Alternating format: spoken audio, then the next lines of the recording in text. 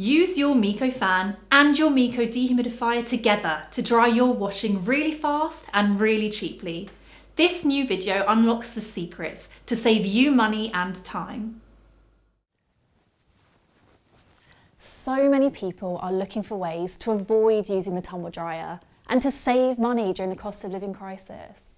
Tumble dryers cost a huge amount of money to run, so it's only right that you should look for different ways to dry your washing. What you need to do is take your Meaco Dehumidifier. That will extract the moisture out of the air. It goes into the tank and controls the whole problem. Position your clothes area and then set up your Meaco Dehumidifier so that it's end on to the area. This way, the clothes will dry faster. Then what I would do is halfway through the dry, I turn it around to continue the process from the other side. I would expect these clothes to dry in a maximum of 6 hours. The smaller the room, the faster the clothes will dry. You can dry them even faster with this secret weapon down here. And that's getting one of our Meaco fans involved as well.